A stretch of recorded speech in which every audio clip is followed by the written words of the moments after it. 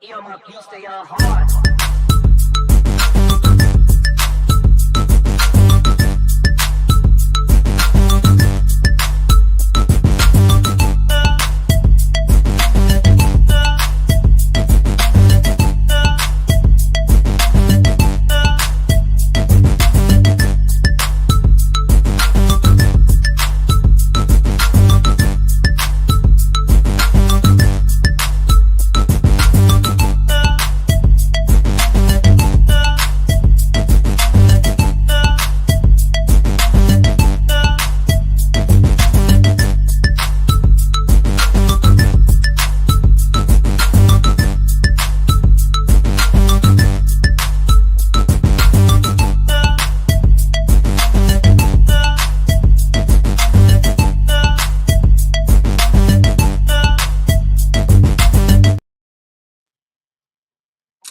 All right. Hello and happy new year.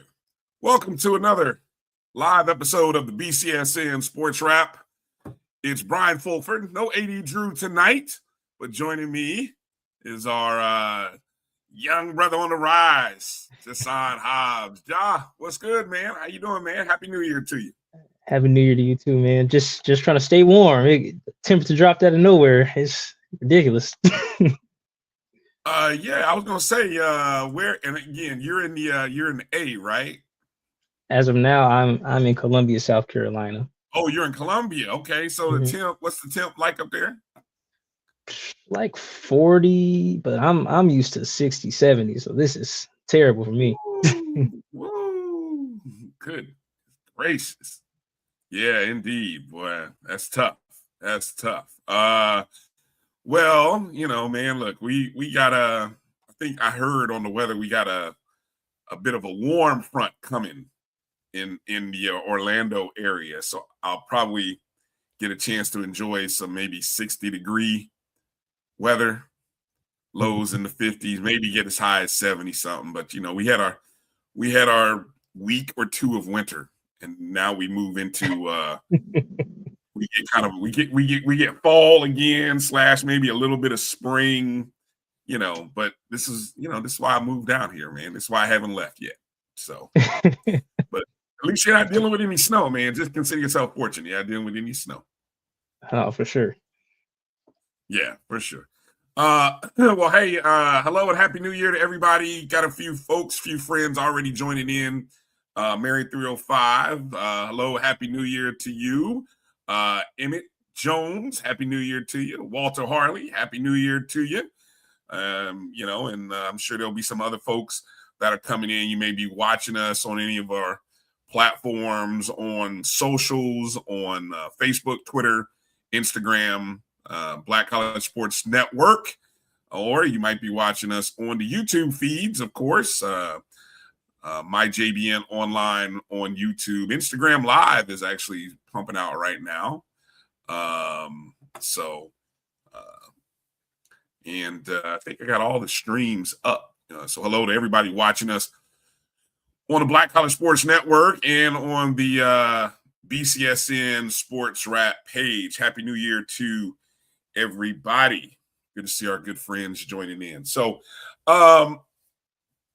I was debating. I had to go change shirts for a minute, Jock, because I had on, you saw what I had on earlier. I had on my Colts shirt, and I realized I'm not starting the year on this show in a losing shirt. I'm not going to start in a losing shirt. And I'm so glad the season ended the way it did.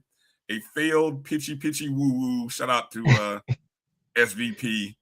And it turns into points. I mean, we fought brilliantly until we just did what the Colts do. And so I'm so thankful that the season is over, Ja. I should have changed right with you. I got a Georgia hoodie on. You saw what happened to us the other night. Woo. Woo. Is the SEC dead? I don't know. You know, I mean, the SEC is no longer potentially, Ja, you know, the Big Ten could potentially, for the third straight year, have the national champion in college football. I mean, they're 50% of the teams remaining are from the Big Ten. Although I still don't consider Oregon a Big Ten school, but anyway. Oh no, that's a Pac. They're still in the Pac-12 as far as I'm concerned. Yes, that's yeah. But anyway, and Indiana, my home state, we are a football state. We've conquered, we've beaten the SEC schools, we've beaten the state of Alabama, we've outshined the state of Florida, so far. We'll see. But I don't know, man. What's the vibe? It's tough out there for them SEC folks. I don't do what most people do. I don't root for SEC teams outside of Georgia. I can't bring myself to do so. So I am hoping Indiana goes going and takes it all. It'll be cool to see a different champion, especially with the turnaround that Signetti has helped them achieve. So, I hope they go and take it all. Good to see folks slowly starting to stream in. On today's show, we're going to get you caught up on some of the latest HBCU football coaching hires. Also, the transfer portal opened on Friday. And it's open for a solid 2 weeks. And I think I heard a report, Ja, that some 7,000 students, young people, whatever, are already in the portal already. 7,000. Ja, I haven't done the math, but it sounds like there's going to be some people that are going to be without a home that may have jumped in the portal. 100%. 100%. I don't understand the personally, if I were in their position, I wouldn't hop into the portal unless I knew 100% I had a home, especially if my spot is secure on the team I'm currently with. There's no way. But I also applaud them for going and taking a chance on themselves. But, just more power to them. Yeah. It is interesting. Let me see. What is this? Jimmy Mack, shout out Jimmy Mack, said 20% of all college football players are in the portal. That's 1/5. But it led me to this thought, and this is where I'd like to kind of start the show, Ja. Because I know right now with the portal, and we'll hopefully get into talking about some of the HBCU players that are in the portal. I mean, there's a good number of names, big time names of guys who are in the portal. Some schools, a lot of schools are losing guys. I don't know, has anybody done the full count of who's losing guys? Because I think that gets people fired up and frosty when you start talking about who all's leaving. And I applaud.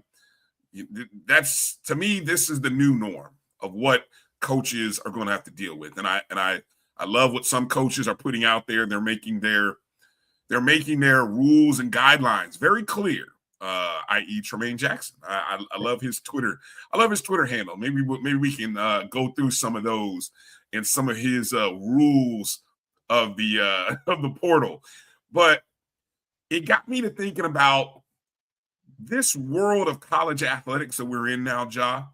And I got to thinking about, maybe it's just because of my age, but I got to thinking about the past 50 years.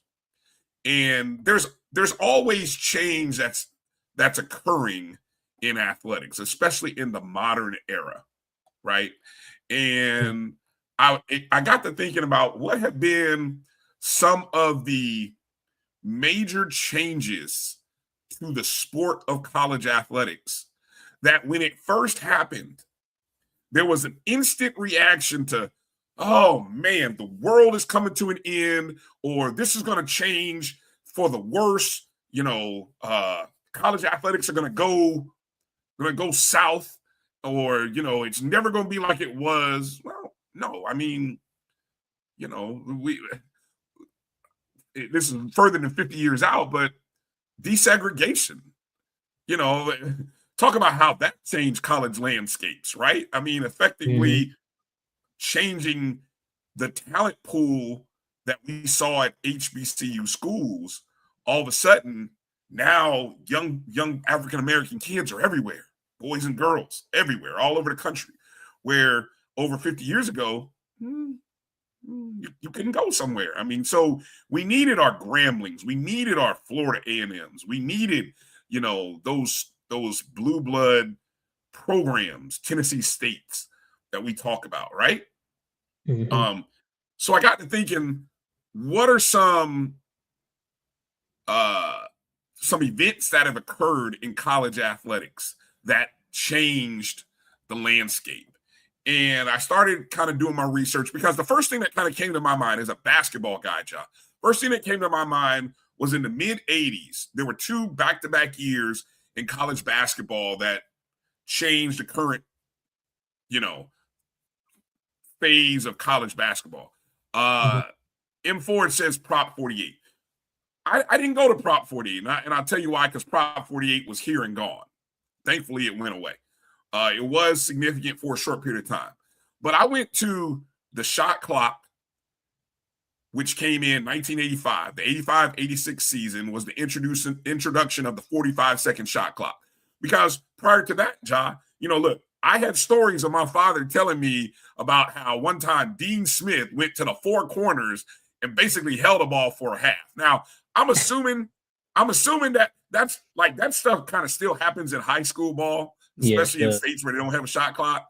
But imagine that happened in a college basketball game, right? That was 4 corners, right? The North Carolina 4 corners, where I don't know which year he did it. I think it was in the 70s, early 70s. But I just remember hearing that story. And so the shot clock came into play to basically create a 45-second pace of play. You know, now, eventually, the 45-second clock, amazingly, it lasted for a long time.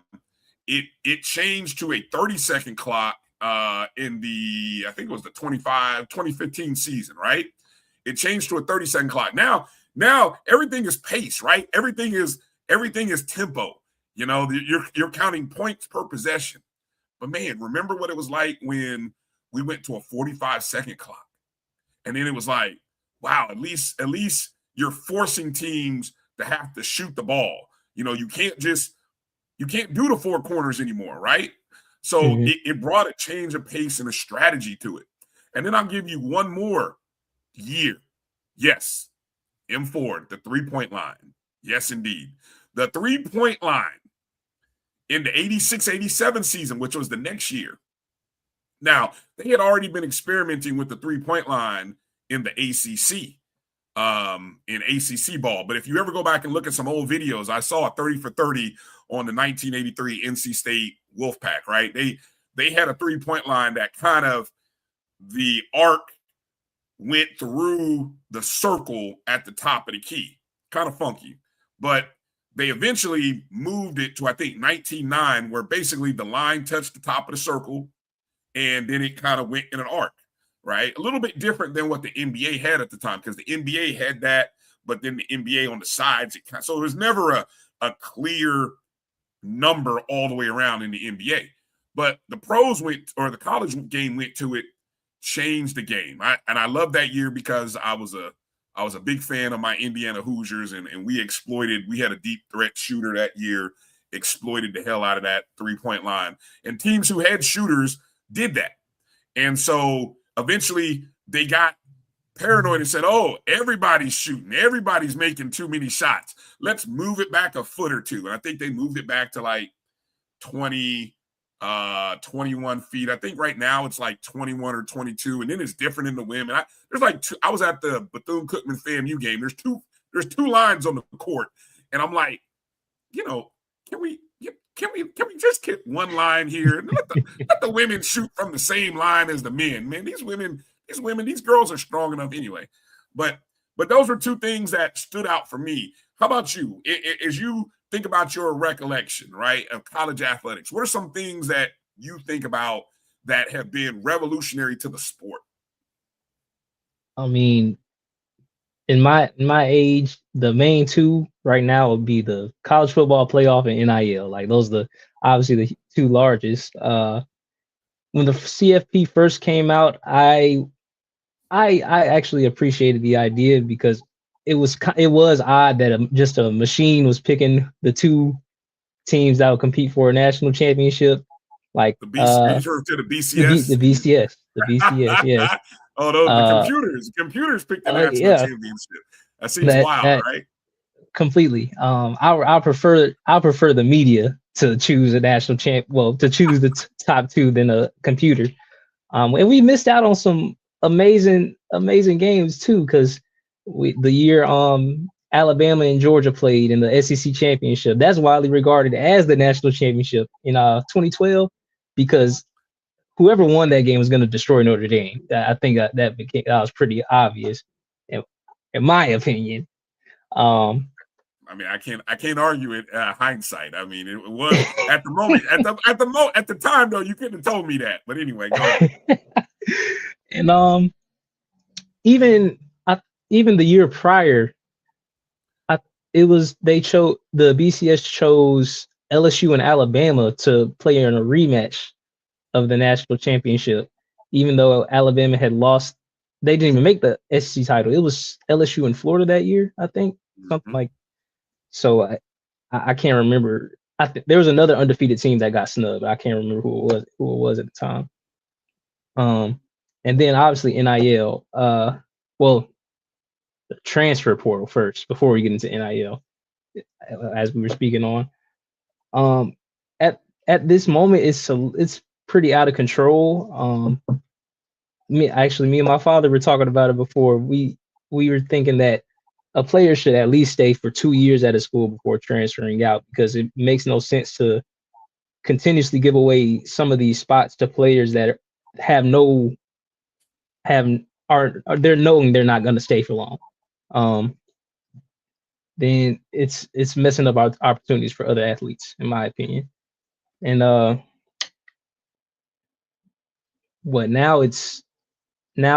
at least at the FBS level, they have actual contracts they're signing at this point, if I'm not mistaken. Oh yeah.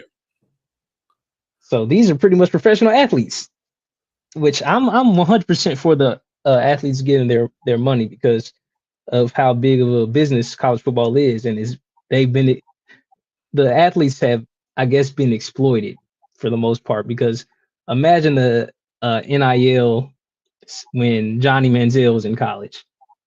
Imagine NIL when Tebow was in college. What Todd Gurley got suspended for a game for signing autographs, right? Something like that. Yeah. There were guys who got suspended. The Ohio State quarterback name escapes my mind. But yeah, I mean, used to get signing autographs was like an underground taboo thing, which you know, and it was like, really, my name on a football would get me suspended for improper benefits. Right. Yes, there used to be that world of college athletics while everyone else was making money around these kids. And yes, and that's where the whole name, image, and likeness concept came about. My guy AD Drew in the chats, two things happened in 1972 that I thought were really significant. Now, Drew brought up freshman eligibility, which I had totally forgot about, because there was a time, in the 1960s, when the great UCLA basketball teams with Lou Alcindor, even Bill Walton, and they couldn't play as freshmen. They played their first year. They used to have freshman teams, which were stacked. And so you set out your first year of college because they wanted you to get adjusted to college life, right? Was, I guess, what they were doing. And then eventually you came on the court eligible to play your sophomore year. So imagine we're getting guys that are getting 6 years and 5 years, and some are even filing lawsuits to get a 7th year. But there was a time, when 3 years was your window, because your first year you were playing on the freshman team, right? Title IX in 1972. Title IX came about and said that schools had to make finances available for women's sports. And even now, it's still debated. It's taken a long time, 50 plus years, for women's sports to even get close to some of the equity of men's sports. But there was a time when, the men's sports were the major generators. And then when now you had to supply equal resources for women's sports, which was pretty significant. I was trying to, as I'm doing my research, I was trying to find the thing about Title IX that was significant. Widely praised for it increased the female participation in college sports. All right. But it also meant that, money was going to have to come from other places, right? It had to come from those revenue generating sports, i.e. football, i.e. basketball. And those were the sports that were going to have to fund these other programs. It took a while for men to kind of come around to thinking that was okay. Yeah, appreciate you guys. Terrell Pryor was the young man from Ohio State. He was a heck of a quarterback. Yes, got in trouble. I think he got popped for tattoos or something. Tattoos was another impermissible minute. I mean, John, you crazy. Like y'all folks your age would like blow your mind thinking about the stuff that just 20, 30 years ago. I'm not even talking about 50 years. I'm talking 25 years ago, you couldn't do in college. Like now, look at the number of guys who have ink. Like, man, it's coming out of high school with it. Coming out of high school. It's not cheap. But, hey, it is what it is. How about this? In 1984, the commercialization and television deals that came about. And at that point in time, in 84, right, there was a Supreme Court decision that the NCAA's control of football television rights violated antitrust laws. And they gave individual schools the autonomy to negotiate their own broadcast deals. And so what you had in the early stages was what? You had schools that would make deals with local television outlets. Then it eventually moved to conferences. And now you see the mega money that conferences make. I mean, they make millions on millions of dollars nowadays, thanks to what? Television rights. I mean, it's yeah. It just made me look up the deal between the SEC and ESPN. This is the 10 years, $300 million a year. Yeah.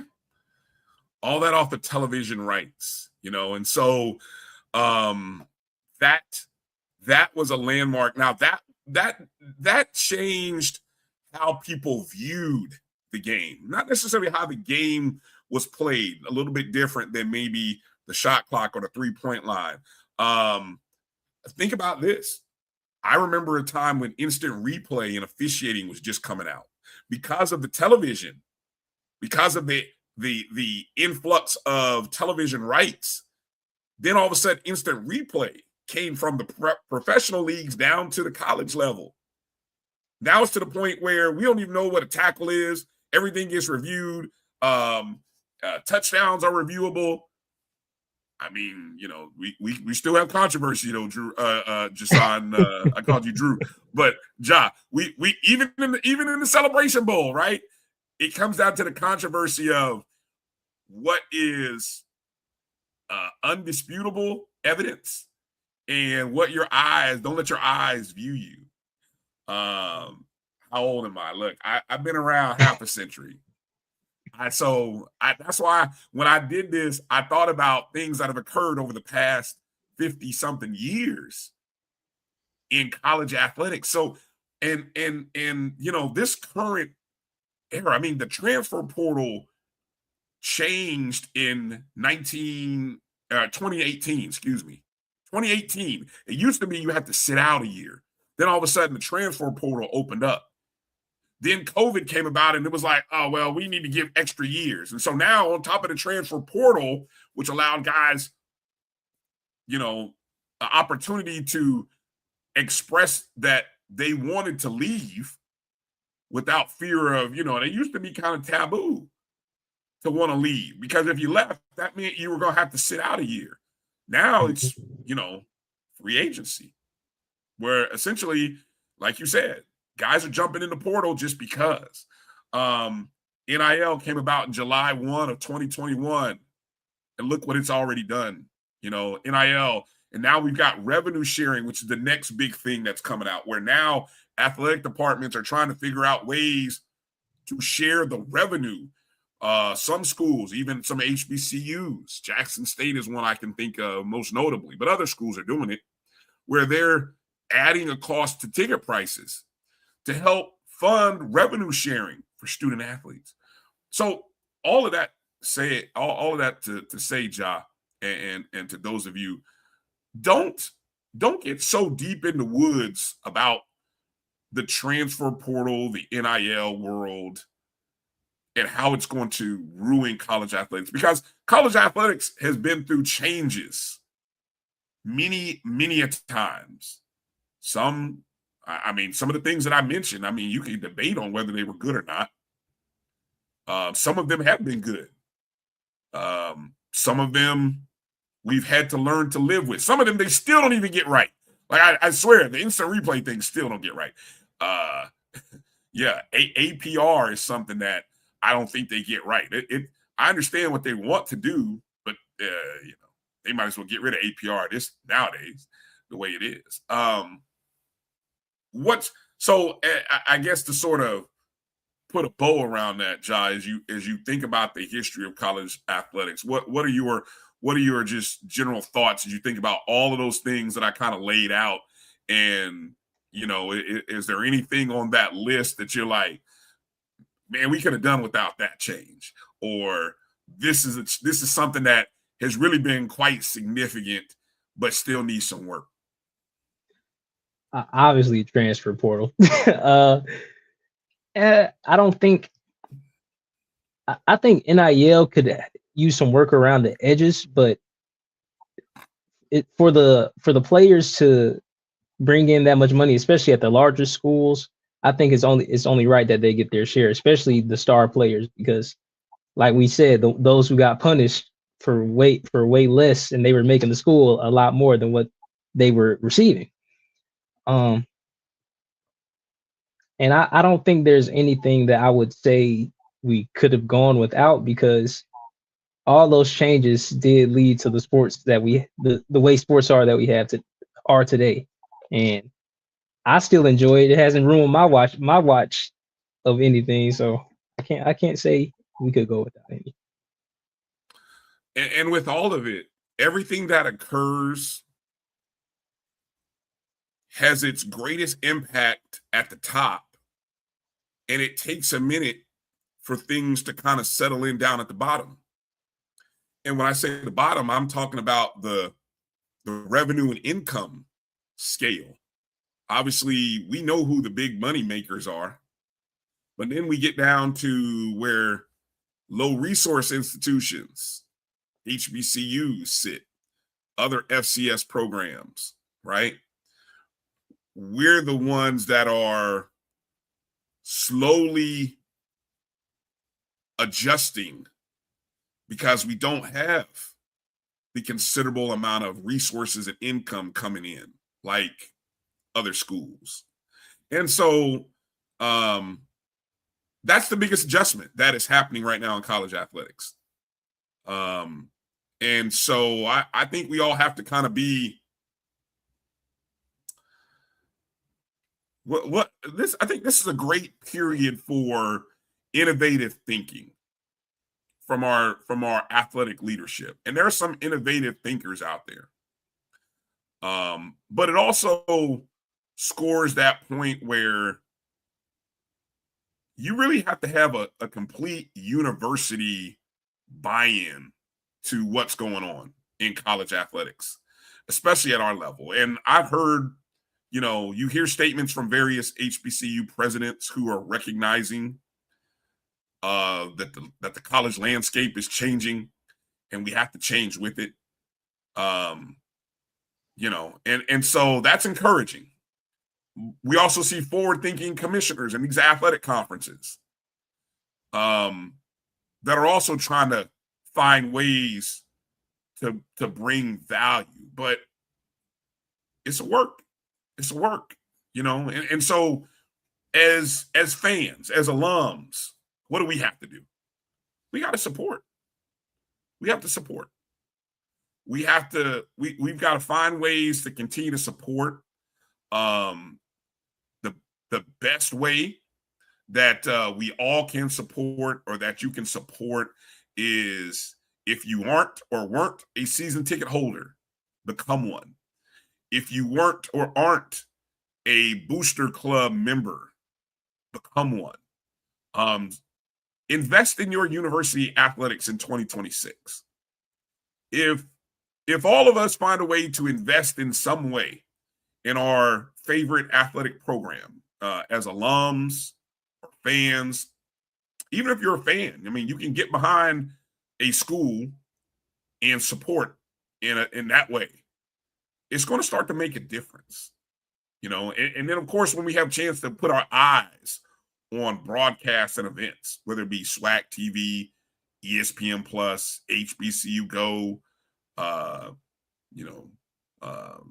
the HBCU, I want to say what, the UEN, whatever it is. When we have opportunities to watch, we have to watch and give our eyes and time, because we sure enough have enough devices. Hell, I can look around my room, and probably you and yours as well, Ja. We got enough devices. So, it is what it is. But I thought I'd start the show there. Let's kind of talk about some of these HBC. Let's transition. Let's pivot. HBCU football hirings, and we've still got some open positions. And I know some folks are real. We're kind of curious to see who's open. Over the last couple of weeks in the football world, we've seen schools such as Savannah State make their hire, Hampton made a hire, Florida A&M made their hire, which then affected Albany State, who then made their hire. And I think we hit on a lot of those over the past week or so. But the most recent hire comes out of Howard University, as Howard University has, I think they have a hire, Ja. When I read this statement here from President Emeritus Dr. Wayne Frederick, he says he's pleased to announce and share that an offer has been extended to Howard alumnus and former offensive coordinator and quarterback coach Ted White for the new head football coach. Of course, the previous coach stepped down. Larry Scott stepped down to take a new position. And the first thing I read, when you read it, Ja, now again, let's keep it 100 here. This isn't the normal official statement, because look, schools are on holiday break. And it would seem to me that Dr. Frederick wouldn't put this statement out unless he was like 99.9% sure that Ted White, former Howard and MEAC Hall of Famer, was coming to be the coach at Howard University. So you can read this one way and kind of chuckle and say, well, I'm glad you're pleased to announce that you're offering a contract to somebody. But is it official? And so I've heard from Howard folk that this is official, that it will be official, rather, sometime this upcoming week. So it kind of brings, there was a great article that I read, Steve, on HBCU Game Day, Stephen Gaither, who is in the chat, WSSU Ram Nation. Great job of highlighting the fact that Ted White now becomes the third very well-known former quarterback to return to his alma mater. Woodbury at Woodbury at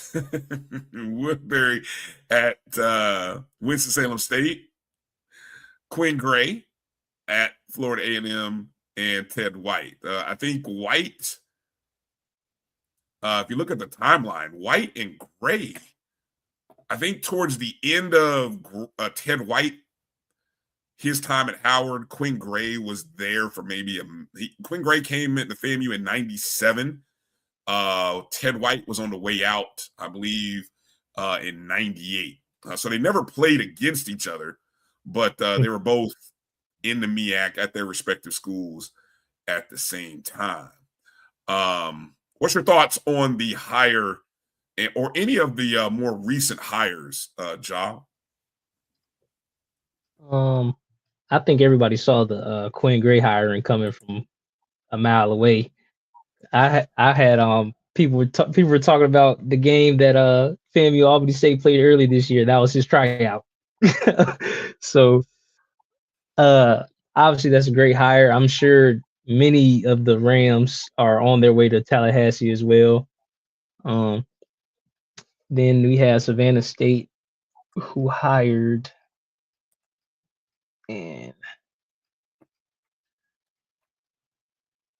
Savannah State hired Fayetteville State's defensive coordinator Thomas Howard. Savannah State has always had a great defense, especially this year, and now they're bringing in a defensive coach who Fayetteville State had a top 20 scoring defense in Division II. So I think they just build on that. I just hope that they can find some offense, hopefully, and it's because Savannah State has been close, especially the year prior when they found some momentum. They were the first team to defeat Clark Atlanta in 2024, and then they defeated Albany State that same year. So they had some momentum. They just need to keep building on it. And I'm not too familiar with David Bowser. I know he had some coaching history at St. Augustine, but I can't say I'm too completely familiar with his resume. But there's a lot of people that are excited about it, and I feel like I just got to wait and see. Yeah. And Hampton has a new coach as well. May have left Hampton off the list along with Winston-Salem State. In terms of open positions, by my count, I count 4. 2 of them reside right there in Atlanta at Clark and Morehouse. And then you have Bowie State, still open position. And then Langston University in the NAIA, still open positions. So we'll wait to see kind of if those schools, and you know what's interesting, trying to fill those open positions in the midst of the transfer portal, that's going to be interesting because there isn't a second window. This is the window. This 2-week period in January. Now, there used to be some sort of clauses where if your coach left, you had an opportunity. So, but I mean, look, you have to get in. You want to get enrolled, I would imagine. Okay, D2s aren't impacted by the window. Okay, good to know. So for a lot of these schools, but okay, so what that means then is guys who are in the portal and don't end up somewhere at an FCS or an FBS school, your option ends up being to drop down to D2. Because, and the crazy part is, so let's clarify something here, and I may have gotten ahead of myself. You can get into the portal, but once you're in the portal, right, you're in the portal until you enroll at a school. So the portal window is you being able to apply to be in the portal. Then once you're there, you're there. Yeah. So what that means is if you don't get picked up Well, hopefully you're on your game, and maybe you got to pick up some courses at the community college somewhere, right? Maybe you have to re-enroll at the university you were in, even though you're not a part of the football program. I mean, I think I think there's this absolute when we say a kid jumped in the portal. Well, yes, he jumped in the portal, but the point is you got to try to get enrolled somewhere, right?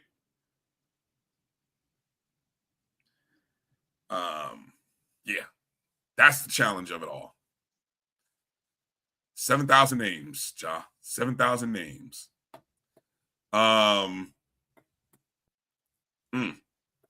want to take a second and come back after the break, and maybe if we can go through some of the names that are being most widely talked about, and then we got to get into talking about some hoops because we had the first weekend for the Division I MEAC and SWAC level, but they've been playing conference basketball games at the D2 level for a little while now in the CIAA and the SIAC, as well as the HBCU AC. So we'll kind of start to dip our toe into what college basketball is looking like. I'll be honest, John, when you spend 4 to 5 months focused here on football, it's challenging. Thank God for people like Live for Hoops, who she's like, look, I'm gonna focus in on this basketball. Y'all can have this other stuff. Thank God for Liv, because without Liv, I'd be lost in terms of what's going on in basketball. But we'll talk about that on the other side, and some interesting games already. Again, as mentioned, I was in the Cracker Box up in Daytona Beach, and I'm never going there again. I'm tired of watching my team take L's up there. But anyway, we'll talk about all that and more. More basketball action to come right on the other side. It's Ja and Bryan. You're watching the BCSN SportsWrap right here on the Black College Sports Network. Hang tight with us. Make sure you're following us on all of our social media handles. You can also drop a penny or a cup of coffee, as I like to say, via Cash App. Or if you're one of the folks that are watching on YouTube, my JBN Online, you can always leave a super chat as well. And so we want to hear from you guys in the chat. Keep it going. We'll be back in just a moment. This is the BCSN Sports Wrap on the Black College Sports Network. For over 30 years, HBCU Image has been more than just an apparel store. We've been a movement, a statement, a legacy. We celebrate the pride, the purpose, and the culture that make historically Black colleges and universities legendary. Whether you're a student or a lifelong supporter, our gear lets you wear your HBCU story with confidence and style. Because when you wear HBCU Image, you're not just wearing clothes. You're wearing culture. You're wearing pride. You're wearing purpose. HBCU Image, a Kenny T's company. From cancer care to accidental injuries to cardiac care, we all know that there are times that you can't control what happens in your life. But with Globe Life Family Heritage, you can be prepared to weather the storm when it comes. Call Dr. Beverly Eagle Rogers at 877-300-8269 or visit the website at globelifefamilyheritage.com. With over 25 years of serving communities, Dr. Beverly Eagles Rogers is here to help you and your family through difficult times. Dr. Beverly takes pride in Globe Life being one of the few companies that returns 100% of premiums to clients that stay healthy. So for more information, call Dr. Beverly Eagle Rogers at 877-300-8269 or visit the website at globelifefamilyheritage.com. Are you hungry for authentic Caribbean food? Like jerk chicken, oxtail, red snapper, shrimp, tofu, and rasta pasta? Well, find your way over to Mango's Caribbean Restaurant, 180 Auburn Avenue, right next to Royal Peacock in downtown Atlanta. Them belly full, but we hungry. Mango's Caribbean Restaurant, open daily from 11 a.m. to 10 p.m. And on Friday and Saturday, we're open till 4 a.m. Come to Mango's and put some spice in your life. So we've got a good thing going. Mango's Caribbean Restaurant, 180 Auburn Avenue, right next to Royal Peacock in downtown Atlanta. For more info or directions, call 404-698-3992 or log on to mangoscaribbeanrestaurant.com. For instant coupons, text MANGOS to 313131. Tell your mama hungry, papa hungry, brother hungry. Mango's Caribbean Restaurant, authentic Caribbean cuisines. Open up the door, tell your mama hungry. It's the 37th annual Zora Festival. It's in Edenville, Florida, Saturday, January 31st and February the 1st. On Saturday, the all-white party tribute to Frankie Beverly with Maze guitarist Jubu. Bread, Sunset, and Taisha Williams. And on Sunday, the Line Dance Party Live with Jeter Jones, Mike Clark Jr., and Boss Lady Coco. Tickets available at zorafestival.org. You're looking for the latest information on Southern University sports, the Southwestern Athletic Conference, and HBCU athletics. There's only one place to go. Tune in to the Carlos Brown Show, exclusively on the Black College Sports Network.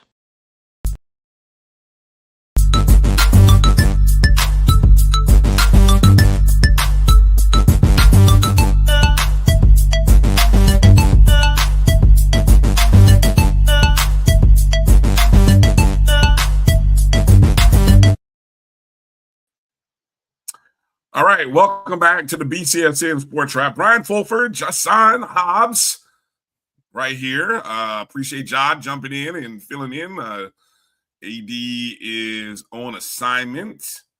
He had popped into the chat for a minute, but he's probably staying busy. So shout out to Drew. Let me give a quick shout out again to Ken Rashad and his team over at HBCUSports.com.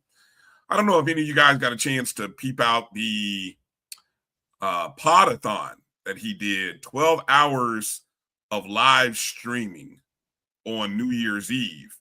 AD was a part of that. I was a part of that. Several other media members, some athletic directors, some coaches, were all a part of that show. Dr. Cavill was a part of that. I think Charles Bishop was a part of that. But first off, I got to admit, John, I was absolutely jealous of the idea. I was jealous that, jealous is you're not supposed to be jealous. So I had to say a prayer on that one. But no, I have much respect. It was a very cool concept and idea. That they put together.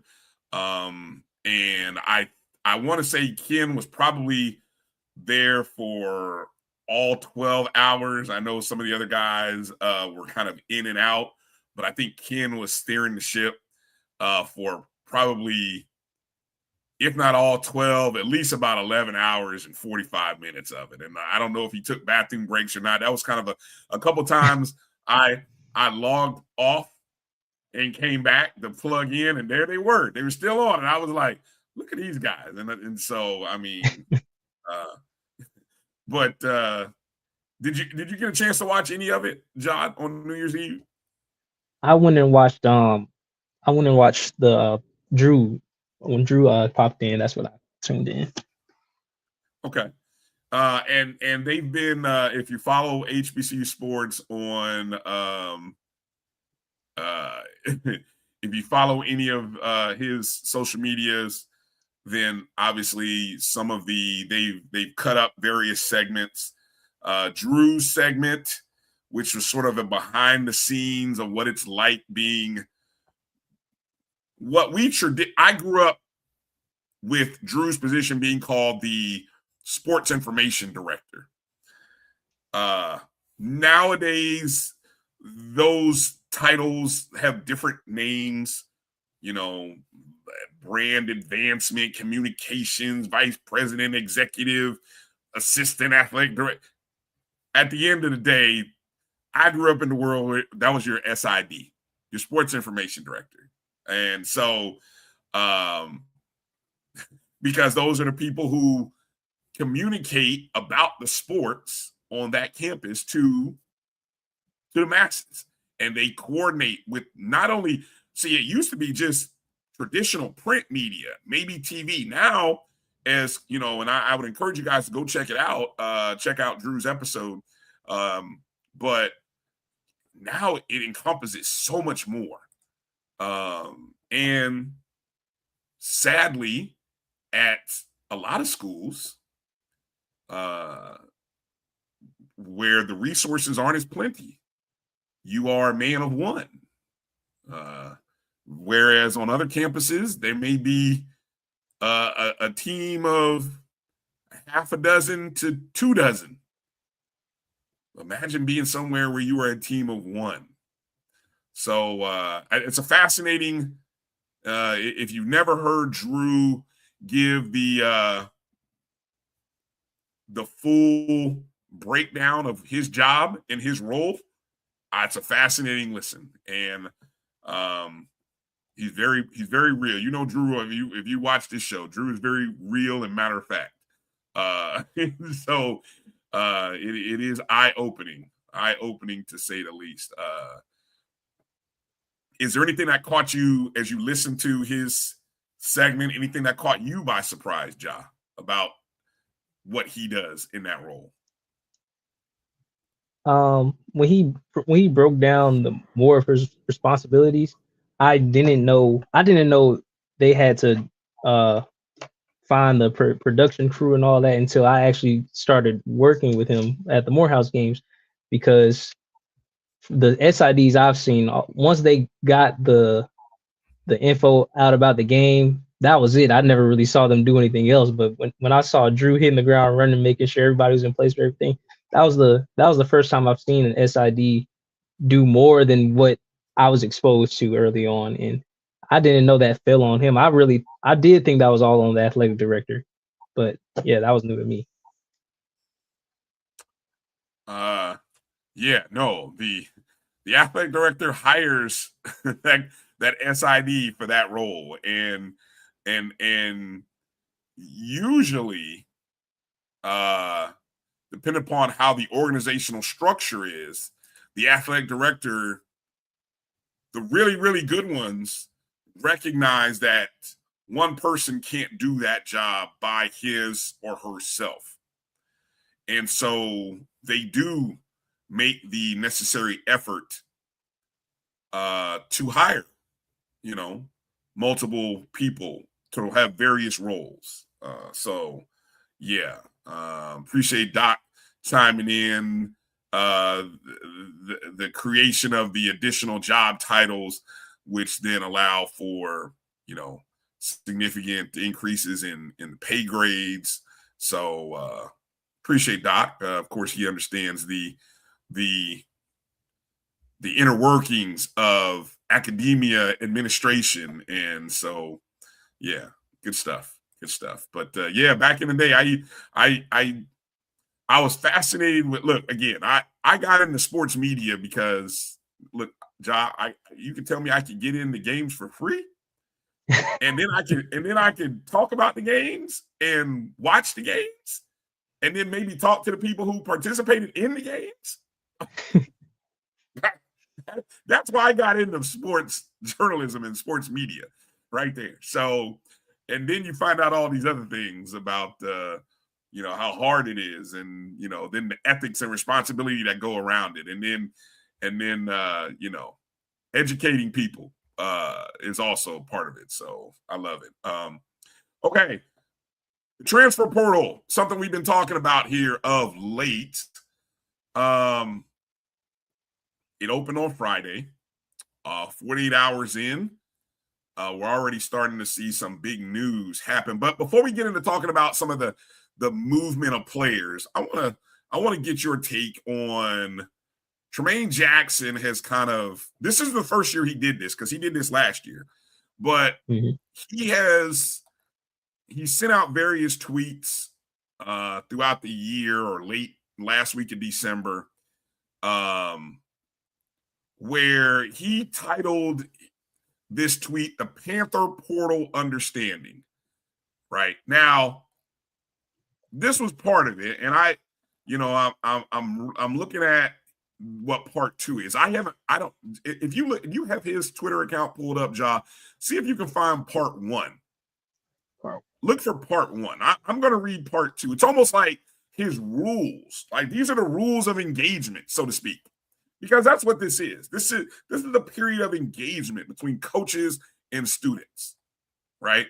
And so, the Panther Portal Understanding. I love this. I love this. Clear expectations. I'm just going to run it through. So, Coach Jackson says, 1, when I follow you, there is a 4-hour window to follow back or we're done. Now, that right there off the rip. I mean, this transfer portal thing is like dating, John. There's a little bit of dating here. Imagine the young lady gives you your number or gives you her number, and she says, you have 4 hours to call me, or maybe text me. If I haven't heard from you in 4 hours, lose my number. That's hardcore. It is. That's like, but that's essentially what number 1 is. I mean, usually there's is it 24 hours, 48 hours? I think if you get the number and you let more than 2 days go by, you aren't really serious. I'm just saying. At least that's what I've heard. Number 2, send your phone number, transcripts, and highlight in the first message. Okay. Number 3, make sure you address my staff as coach and not bro, or by first/last name. I love that part. Demand respect. Ask for respect, demand it. Number 4, this is interesting. Don't ask me for NIL, parentheses, which we do have, when PFF, or Pro Football Focus, has you taking less than 150 snaps on the year on offense/defense or didn't play at all. You should have gotten your bag from the FBS. Now it's time to play. Number 6, pray, talk to your family, girlfriend, dog, or any other people before we offer you. Not after you take 80 visits. I'm going to want to know ASAP. Coach says school starts for us on January 12th. We don't have a lot of time to waste. When you talk to us, remember, we've achieved a lot. We've achieved all of the following in our first year. And he notes out the 25 SWAC championship, the 25 Western Division championship, winners of all the rivalry games, back-to-back 3.0 or greater team GPA, and that they attended the Celebration Bowl. Does that seem harsh to you, Ja? Anything seem kind of harsh, or you like the reality, hard truth that Coach gives? The only thing that's a little harsh to me is the 4-hour window, because not everybody's on their phone like that. So it's kind of hard. I don't think I can get behind that. That's the only rule that I can't get behind. And I think my favorite rule is the not after you take 80 visits. They're going to want to know right away. He wants players that want to play for him. And I like that. Jumping around, I think going on visits is cool and all, but if a team is serious about winning and they're interested in you, and if that's really where you want to go, then go, and don't waste their time. I really like that one. And that, by the way, that's Tremaine Jackson, head coach of Prairie View A&M. And again, he had similar rules. He had similar guidelines a year ago. I wish I could have found the rules that he had last year. But, now when you've won in your first year, you can kind of you can kind of poke your chest out a little bit more, and you can add a few more credentials to the end of the text. Go ahead, Jai. I interrupted you though. Oh no, you're fine. And I like, especially like the don't come begging for don't come asking about NIL money. He just wants players that want to play and not who aren't just in it for the money. Like they have a true passion for football, and I can support. Like I said, the only one I can't get behind is the 4-hour window I'm following. What site are you following for NIL evaluations? Because I know the NIL evaluation, the transparency of it is something that is talked about, but it's not publicly known. I don't know if it's publicly known because I think there's legislation that they're trying to implement that requires a reporting of those numbers. But is there a site that you follow that has evaluation numbers? I know On3 does stuff. That's the only one I really know of. I don't think 24/7 has anything to do with, doesn't have any NIL evaluations, but On3 is the only one I follow. So let me ask, are you on On3 right now? Can you pull up their evaluations for quarterbacks? On3.com, I think it is. Oh yeah, I got it up. Okay. What these are NIL evaluations. What are you seeing for the quarterback position? What if you just looked at maybe the top 5 guys? What are you seeing there? 5 to 10 guys. What's the highest? What's the lowest at number 10? The highest right now is Arch Manning at 5.3 million. Then from 2 to 10, everybody's over $2.3 million. Okay. $2.3 million. Now, as you go through some of those names, okay, and I want you to take a look at some of those names. And I'm going to ask you a question. We saw this past year, young man by the name of Andrew Body, who was the SWAC Offensive Player of the Year. I believe he was Box to Row Player of the Year. Was just recently named the Stats Perform HBCU National Player of the Year at their FCS National Awards. He only played 8 games, Ja. Mm-hmm. He put up numbers that, he had one of the outstanding opening games of the season against UAB. I don't know if on that, just do a quick search. Any chance Andrew Body is on that valuations list? And if not, where would you evaluate? Like if they came to you, Ja, and said, Ja, you've watched Andrew Body, you paid attention to Andrew Body this year. We're not very familiar with him. Where would you put his valuation at compared to some of these other guys in the top 10? So the one I wanted to compare him to right now was going to be Trinidad Chambliss, because Trinidad came up from the Division II level last year from Ferris State, and they said his valuation at the time of December 6th was $665,000. Less than $1 million. Yeah, less than $1 million, and I'm sure it's way more with this run they're on right now. But and that's the thing. Does he have another year left, or does he have another year? Is this his senior year, or his last year of eligibility at Mississippi, Ole Miss?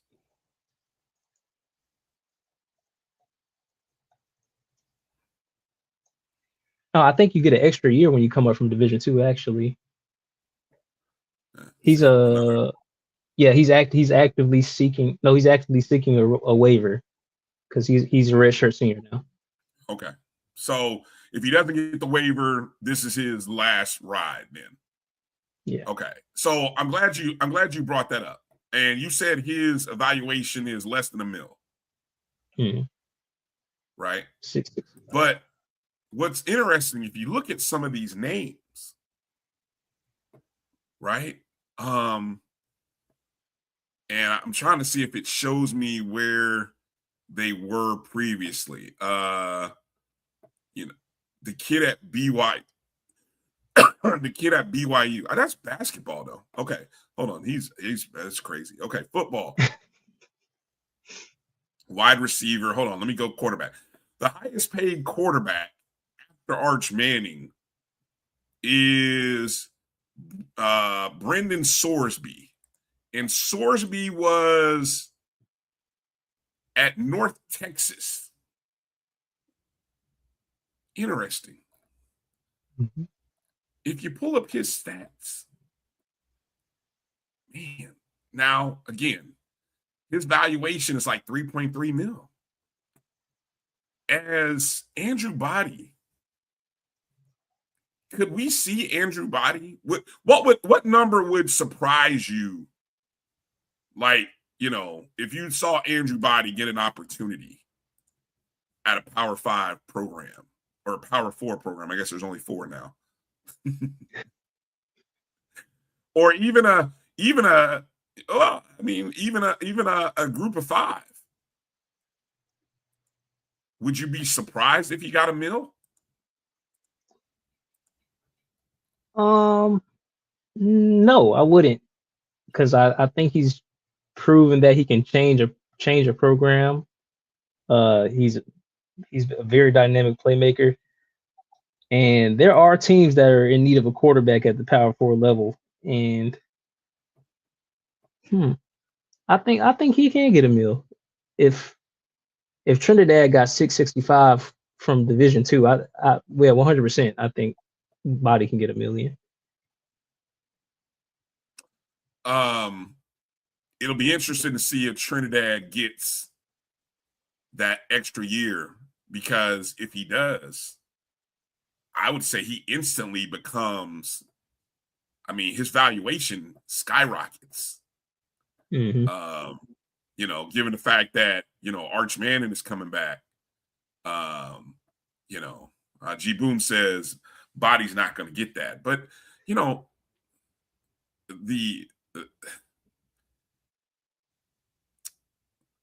what's the phrase? It's all up to the eye of the beholder, right? And so the person who's holding the bag, for example, I've heard people fuss at Michigan. Their high quarterback, Bryce Underwood. We know there's one particular media outlet that, or I should say the owner of a particular media outlet, that funded the large majority of money to get Bryce Underwood to come to Michigan.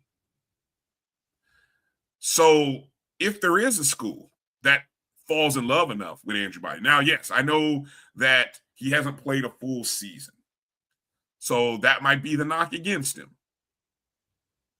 But isn't that the risk you run in all of these situations? Yeah. He's glass. Damn, he's good. Right? You guys are cold, man. You guys are cold, man. I want to see the young brother get a nice bag. But more importantly, I want to see him get an opportunity to go somewhere where he can flourish and really shine. And I guess that's the big challenge for all of these young men, right? Now, speaking of Andrew Body at Alabama State, Ja, you got I don't know, this is breaking news or this is some your sources, and of course, if you guys aren't following Ja on social, Ja, let people know where they can find you on social, because you got a great Instagram and a great social media presence. Let them know where they need to be following you at. You can find me at Just Ja Sports, JUSTJAH Sports, on all platforms. I'm trying to get more active everywhere else, but my main platform right now is Instagram and maybe YouTube. But you can find me at Just Ja Sports on all platforms. All right, Just Ja Sports. Now, you just, one of his teammates from this past season, the dynamic freshman wide receiver, all SWAC, first team, Jalen Jones. He jumped in the portal. Ja, you want to let the people know you just posted some info of where he just committed to. And I think that's huge. Yes, wide receiver Jalen Jones just committed to Texas Tech, the Big 12 champs, Texas Tech. So I think that's huge for sure. Indeed. Texas Tech was obviously a school that made it to the quarterfinals of the college football playoffs. It was widely discussed and talked about how Texas Tech had spent a lot of money on guys this past year, and they backed it up. I mean, they were a dynamic football team. Kind of unfortunate to see a great defense be sort of hampered by a subpar offensive performance in their quarterfinal game. What did they score? Did they even score, or did they get that late field goal? I think they got a field goal. Okay, yeah, they got a late field goal, but it was pretty much a shutout. Should have been a shutout. But yeah, Jalen Jones is reported to be going to Texas Tech. That's a big time upgrade. Some other interesting names. Now, this one is more of an HBC to HBCU transfer. And it's reported, I'm reading Stephen Gaither's article here on HBCUGameDay.com. Former Winston-Salem State quarterback Dalen Lee, who Division II, Dalen Lee, reportedly has committed to play for Tennessee State under head coach Reggie Barlow. He was a 3-year starter at Winston-Salem State. And of course, Tennessee State went 2-10 last year in the first year. Reading more from article, Lee is one of the most productive passers in program history, Winston-Salem State, where he finished with 5,616 passing yards, 55 touchdowns thrown, which is second all time. He started every game of his college career from 2023 to 2025. So we talk about durability. I know some of y'all were poking at Andrew about that, but no questions about durability from Dalen Lee. He had 15 rushing touchdowns, averaged 187.2 passing yards per game. And that will go into the Big South OVC Conference. Now, what's interesting about that commitment is I saw something yesterday, Ja, that Tennessee State had signed got a commitment from another quarterback, one of the backup quarterbacks from USF, from South Florida. Now, again, he was the backup quarterback there at South Florida, but I thought that was kind of interesting to kind of see and see how that goes. Let me see if say again. There's nothing wrong with some competition. Do kids want competition though, John? No, they don't. They don't. Thank you. I was gonna say that. Do y'all really want competition, or you kind of want the job handed to you? I know coaches want competition. Coaches want the competition, but the players, though, I just kind of wonder. I'm looking here. I'm trying to, again, I want to find the equivalent. I asked this question last week. I need to find the HBCU aggregate of portal follows, because that's the season we're in for the next 2 weeks. We want to follow the movements of guys in and out of the portal, find out who's jumped in the portal. Most guys are retweeting it. Once they get in the portal, they kind of retweet it. But I need to find an aggregate website, because the big sites on 3, 24/7, they're not focused. They're not focused in on, the smaller schools until a guy like Jalen Jones jumps in the portal and goes to a Texas Tech, right? But, you know, I know my guy, Marcus Green, who I do the show with on Wednesdays, the O&G Strike Zone, he has a tracking for Florida A&M players. But, you know, I gotta find something that you know, all of these HBCU guys that are in the portal, John, I gotta find that. You know, I don't know. If you guys got a site. That's what I've been thinking that too, because like you said, with On3, the only times I see HBCU players on it is when after they committed already, because other than me contacting the players directly, I have no idea when they're entering the portal unless I see them retweet it. And like Morehouse's tight end Maurice Benet, I had no idea he was in the portal until after he committed to Vanderbilt, because I saw it on 1-3. I mean on 3, not 1-3. But yeah, that is actually something we could look into. It's very hard to keep up with. It's a little late now, I think. Yeah.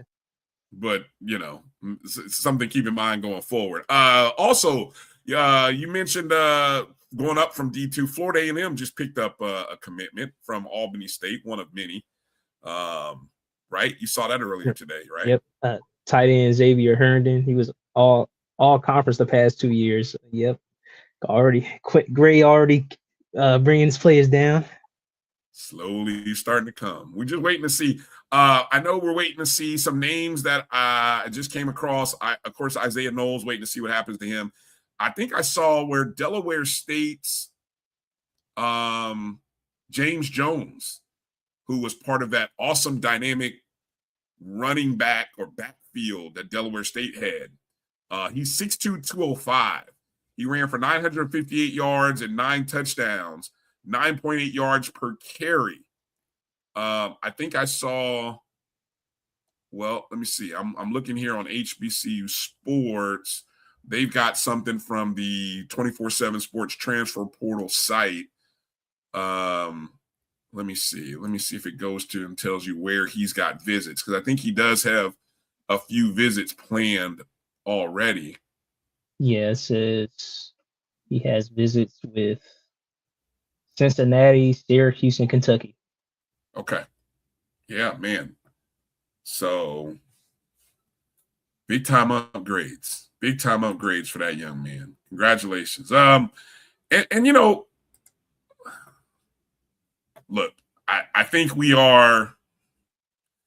Here's what I want to know from you guys in the chat.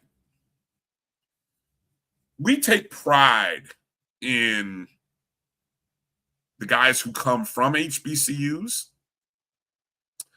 And we obviously welcome in the guys who come to HBCUs. But with the movement, I'm curious, are we still going to hold on to that, you know, former HBCU so-and-so? I mean, there was a good article I read.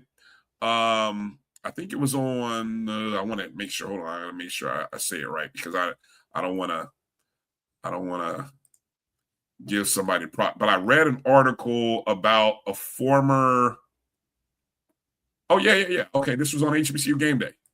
Former HBCU star shines in Ole Miss college football upset. Wally Pitt posted this article about Ole Miss defensive end Andrew Jones. Now, Jones was a standout at Grambling State, where I believe he was a SWAC co-defensive player of the year. I believe at Grambling just a couple seasons ago. I'm just kind of scanning through. I read the article earlier. Yeah, he was a co-defensive player of the year. I'm trying to see what year that was. But anyway, he had a significant role at Ole Miss in that game, if any of you stayed up. And you know what? I applaud Wally. I applaud HBCU Game Day for posting that. And so it leads me to that question, Ja. Do we still want to make sure we give those guys their flowers and praise, even though, you know,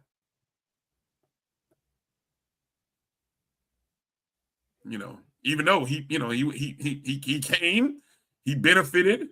I don't know if he's a graduate of, he's an alum, but I don't know if he's a graduating alum, but anyway, what's your thought on that in terms of do we want to continue to recognize and shout out those guys who came, performed, and then went on to the next level?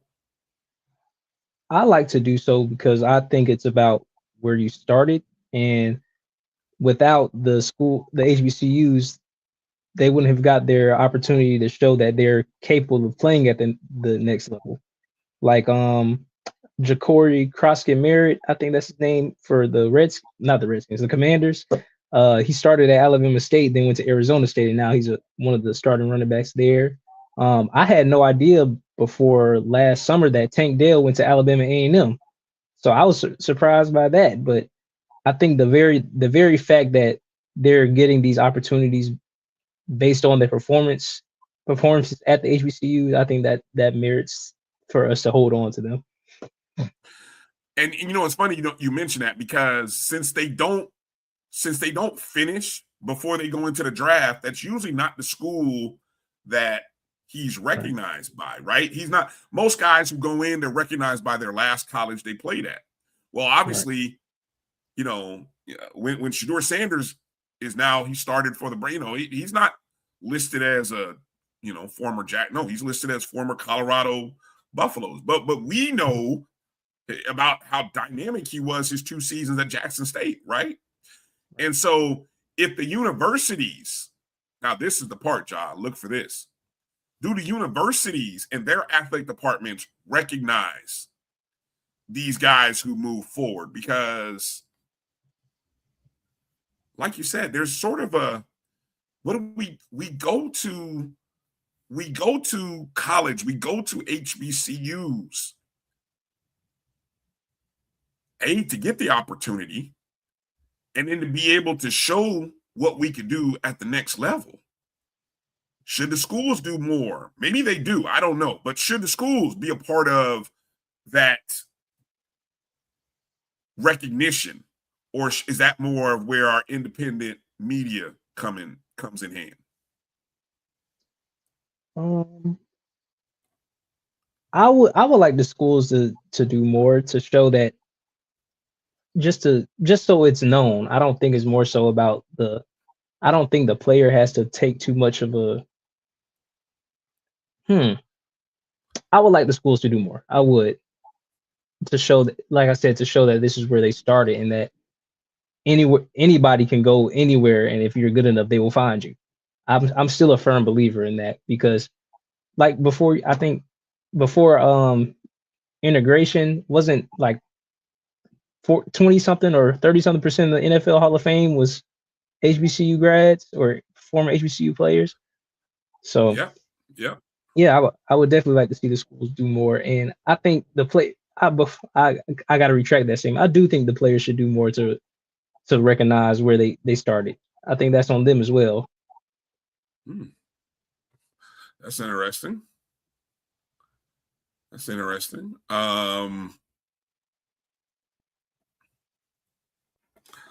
Yeah, it's an interesting question that I think we ought to definitely take heed of. All right, let's pivot to basketball. Let's pivot to past basketball for a second. You want to take a quick break and go, or just go right in the ball? We can go right into it. All right, let's go right into it. Pivoting around the basketball diaspora. Let's kind of start down in the Division II level here, the CIAA, SIC, HBCU, AC. I know you got a few bullet points. Why don't you kind of hit us off and drop us off into some of the action from this past weekend? I'm gonna see if I can start pulling up some of the scoreboard and standings and kind of follow along there. What do you got? Okay. Clark Atlanta defeated Benedict this is the men's basketball side. Clark Atlanta defeated Benedict 59-56. Center Kari Kane finished with a near triple-double. He had 8 points, 9 rebounds, and 8 blocks, and he came into the game tied third in blocks for Division II as a whole. Albany State defeated Lemoyne Owen. Cameron Evans dropped 24 points and went 5 of 5 from 3. Tuskegee defeated Kentucky State thanks to a Kasami Draper game winner. He tipped it in off of a missed shot. Nationally ranked Miles failed to Central State, and this is only the third in-conference loss for Miles in the last 2 seasons. And they're now in danger of dropping out of the top 25 rankings. For Lane College, Elijah Lewis. Hold on, say that again. Miles' second loss. This is their third in-conference loss over the last 2 seasons. Okay. Wow. I think they're that's right, because they did go what they went 1 loss. They went undefeated until the tournament. Wow. Then all right. Elijah Lewis from Lane College, he dropped 49 points against Spring Hill. He went 17 of 26 and 7 of 11 from three. And lastly, we have the incident with Savannah State and Morehouse. Savannah State is going to file a protest after, quote, horrible officiating on Saturday's game against Morehouse. The Tigers trailed 18-15 when Michael Swift made a layup, and the scoreboard remained unchanged, allegedly. When Swift went to the free throw line a possession later, they added the free throw, but they did not add the last layup. So those 2 points would be the deciding factor, as Morehouse would win 64-62. Now, we got some video comments here from Savannah State's coach. Now, normally we would have inside information about this game, but our guy wasn't there. He wasn't on site for this game. But the reports are that Coach Thompson was very heated in game, post game, almost to the point of hearing the reports that I've heard. There might need to be some reprimands or some sanctions, maybe even some fines for what was described to me as some of the harassing by Coach Thompson towards the people at the scores table. Now, here we're gonna play the video clip. Now, John just gave you sort of the background, right? And again, let me just play the video of Thompson. This comes from is this the clip that comes from WSAV?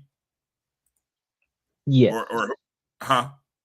Hold on, let me make sure. I will make sure we give proper credit here to where this video clip comes from. It's from. Yeah, unfortunately, Mr. SIC Butter is not available to comment on this game. Yeah. It's from WSAV. Yeah. WSAV. Okay, let's go to the clip here. Again, I'm one of those coaches. I usually take it on the chin and we keep moving, but tonight was horrible, and I have to do something about it because at the end of the day, I push my guys to do the best, and they did what they should tonight. The other parties should not be a part of the why, and tonight we don't know whether we got beat or whatever, because again, there were some other elements that played a part in the game tonight. The officiating was horrible, their table was horrible, and again, for me, I'm a coach and I like for young people to settle the duel on the floor and not let third-party things be a part of why we win or lose either way. And I felt like tonight that was a part of their why. And again, it is what it is. We're not at home. All right. Well, again, Coach not too happy Now, again, that's Coach Thompson, who they won the SIAC on that very court back in March of 2025. An outstanding run that Savannah State had. Now, again, we'll have to wait for Monday to get the official statement. According to, again, the article, the news article,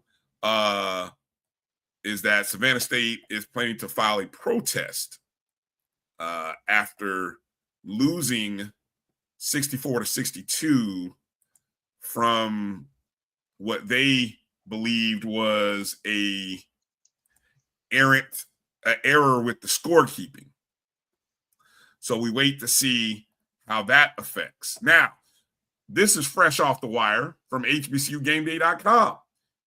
North Carolina A&T seems to have had a similar situation, although as it's being reported here by Stephen J. Gaither, A&T coach confronted officials after the game.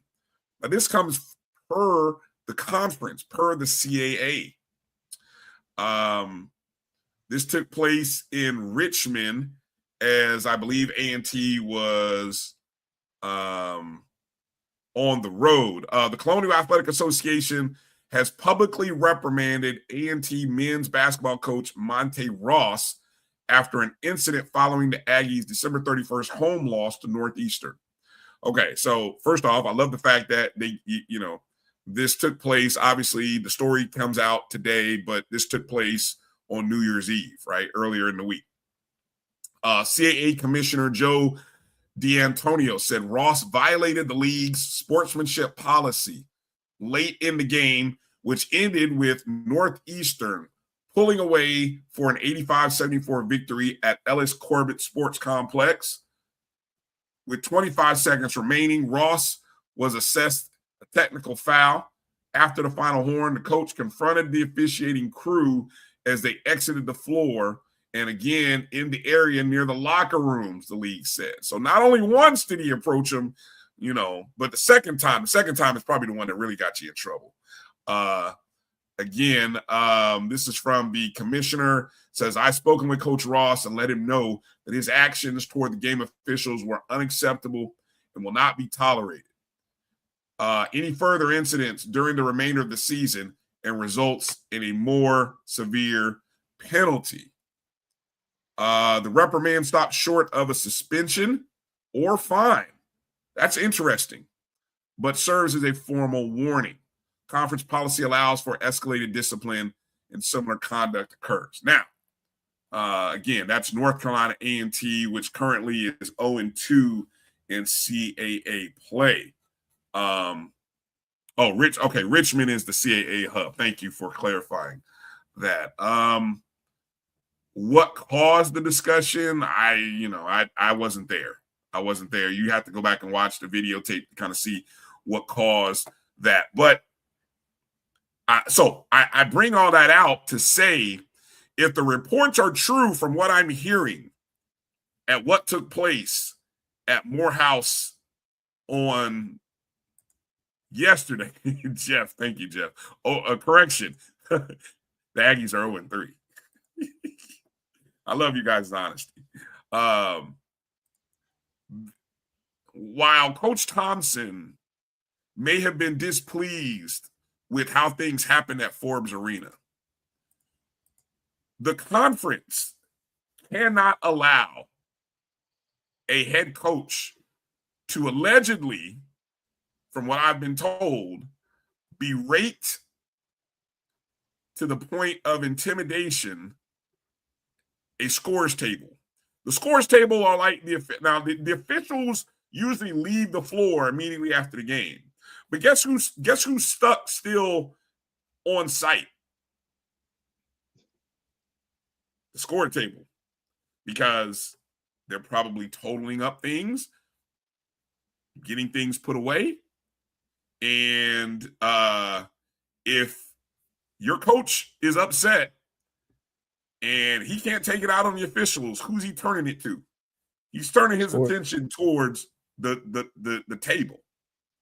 So I'll be interested to see this week how the SIAC responds to this. Now, again, first off, the protest. If it is discovered, that's where the first thing, I think both the game is on video. So I think you can go, it is recorded. There's video evidence to support any claims that points were not awarded, which is very rare. Speaking as somebody who, it's very rare that the book, the official book, and the clock both get it wrong. It's very rare. So even usually in a game situation, Ja, the officials are going to come over, and even if they pause the game, and if you listen to the game, it was very early in the game. So it wasn't like there was a whole lot of points. I mean, this was like, what, less than the first 10 minutes of the ball game.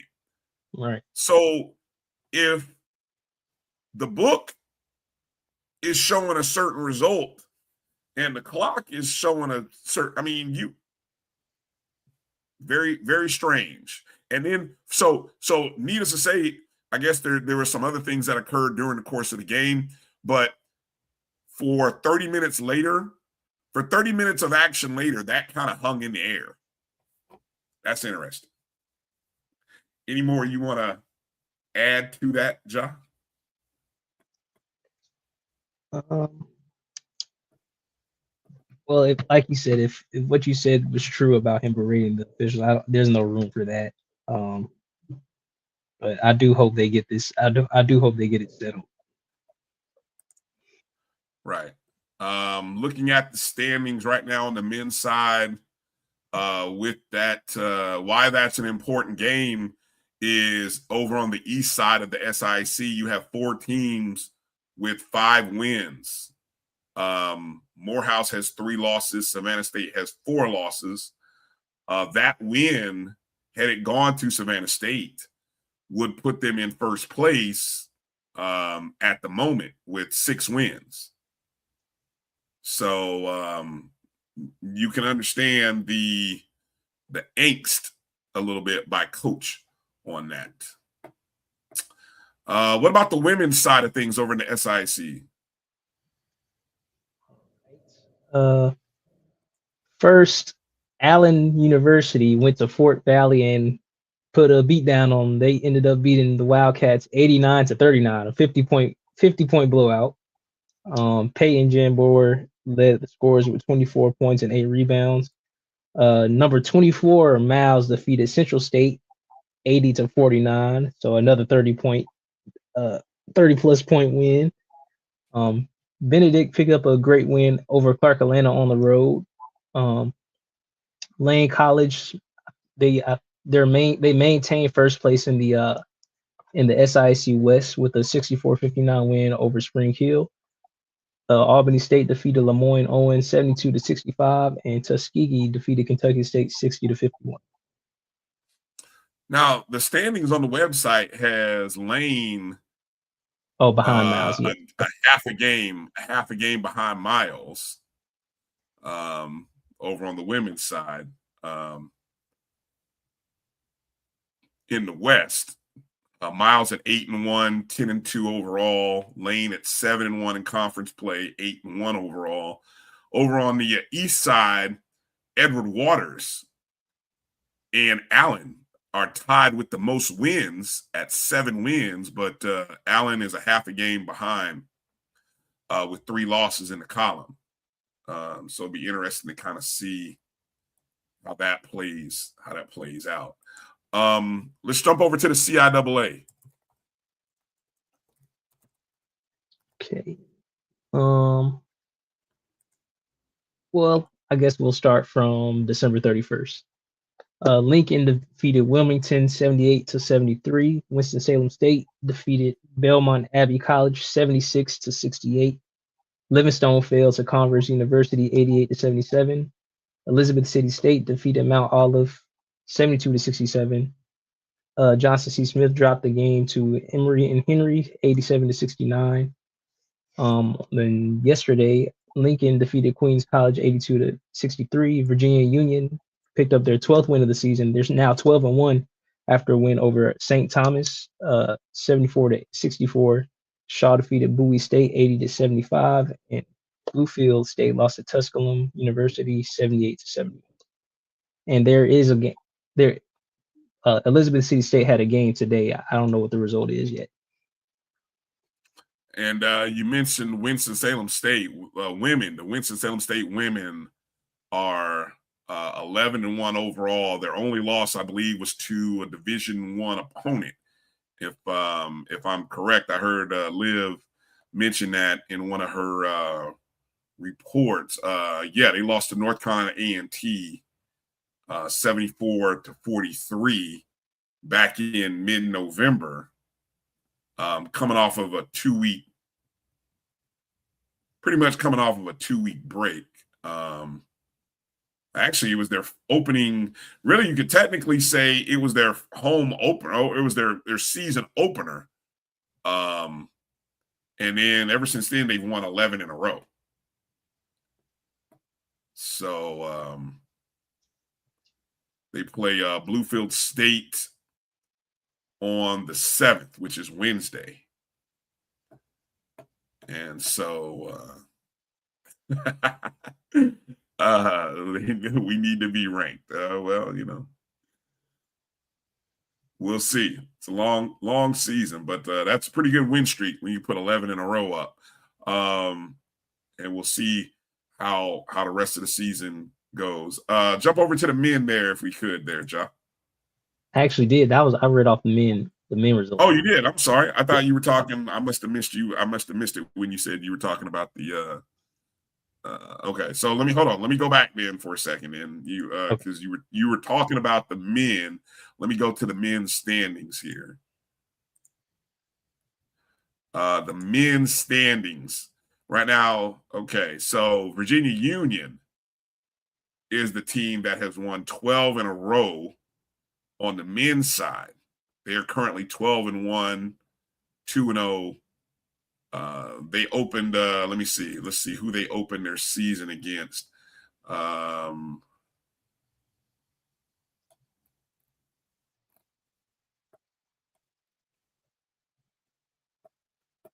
Well, it doesn't. I'm looking at the CIAA website. It doesn't show who they opened their season. But Virginia U. Cowan. Say again. Cowan. Oh, that's who they. That's who they. Yeah. Yeah, that's who they lost. So they lost their season opener to Shawan, and then they've won 12 straight, right? It was actually. Oh no, you're right. I looked at the women's. I got the sites mixed up again.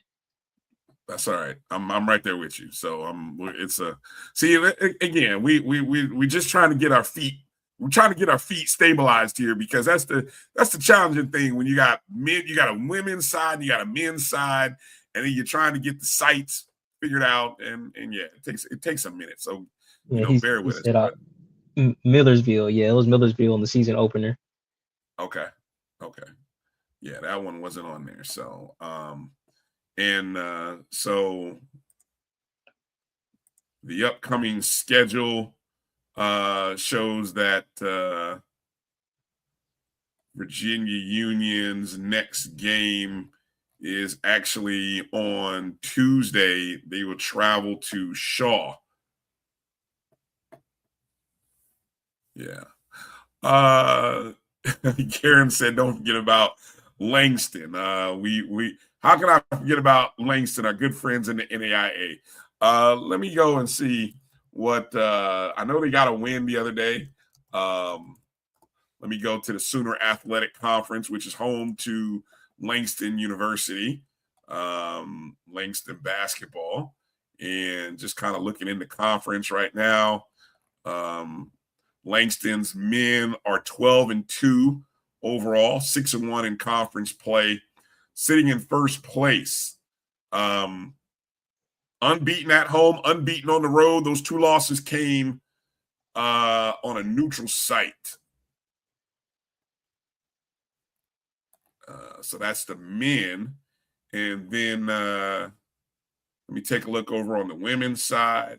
I think Langston's women got off to a good start. Langston's women, they too are 12-2, but they are sitting tied in first place for the most wins in conference play with 6, but they're half a game behind a pair of schools,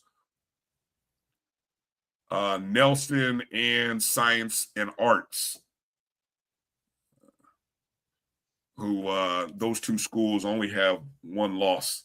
But Langston's women 12-2 overall. I don't have next show we'll do a little bit better in terms of getting our rankings down, because at some point, John, we got to figure out look, if you don't have your own rankings, then you got to figure out whose rankings that you're looking at. And I was talking to Drew earlier. I know Drew said he's getting our BCSN rankings put together. I was trying to find Liv's rankings, couldn't find them. I got to talk to Liv about that and be like, where are you posting your rankings at, Liv? But couldn't find them easily, after searching for about 5 minutes. But anyway, you got all kinds. That's the one thing about football, John. You can kind of make it a lot simpler. But see, everybody's got basketball. Everybody's got a ranking. Everybody's got a poll. So trust me, we'll eventually have one too. Let's jump into Division I. Let's jump into the Division I level with the women, the SWAC women. Now, the SWAC women, again, are doing, again, the Thursday solo, Saturday doubleheader. Okay, that's what's happening over in the SWAC. And then the men are doing doubleheader Saturday and the solo on Monday. So the season started January 1 for the women, and you can see those scores right off the bat there to open the season. I know, Southern has been the team that people have been most excited about based on what they've done in the non-conference, but I believe that Mississippi Valley State was you might want to call it an upset. I mean, Valley coming into the game was 1-10. Valley was 1-10. But they beat Alabama A&M in overtime, I believe it was, 74-72. You can see there Texas Southern's women got a 3-point win over Grambling State's women. And then Alabama State got a 71-65 win over UAPB. Then on Saturday, let me go to the women first. On Saturday, you got a full slate of games. All 12 teams are in action. The 2 rival schools that didn't play on Thursday, Florida A&M, Bethune-Cookman, Alcorn, and Jackson State. John, those might have been the 2 most exciting games because I can tell you that I was in attendance at Moore Gymnasium for that FAMU Bethune-Cookman game, and all I can tell you, Ja, is the hardest job of any basketball player is being the inbounder with no timeouts in your pocket. For sure. There is no tougher job in basketball than being an inbounder with no timeouts. And so with the score, FAMU leading 56-55 with about 7.2 seconds remaining, sideline near half court on the FAMU side, so not far away from, but unfortunately Florida A&M did not have any timeouts left. And so as the Rattlers were trying to inbound the ball, they had one young lady that cut backcourt, and you had 3 others in the front court, meaning your half of the floor. And you would think, Ja, the one place you don't want to throw the ball when you have no timeout in a 1-point ball game with 7 seconds is which direction, Ja? The backcourt. Yeah, towards the other team's basket. Mm-hmm. Unfortunately, that's what happened. And the worst possible outcome occurred is that the ball was stolen. And then it became a 2-on-1, and Bethune-Cookman scored with 2 seconds remaining. Had the inbounder thrown the ball to her right towards her basket instead of left. Even if a teammate doesn't come up with it cleanly, there's maybe a scramble. The clock starts rolling. Exactly. Exactly. You get my drift. The clock starts rolling. Needless to say, she makes the basket. FAMU ends up losing 57-56. I swear I watched a similar outcome a year ago. Well, it wasn't exactly a year, but it was in March. The last time Florida A&M's women were at Bethune-Cookman. Totally upsetting.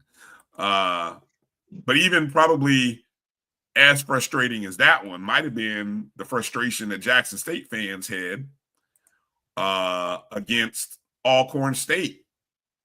Going into the fourth quarter, Jackson State had a 41-33 lead at the end of the third quarter. A game that was pretty tight. I mean, Jackson State and Alcorn, it was a 1-point ball game at half.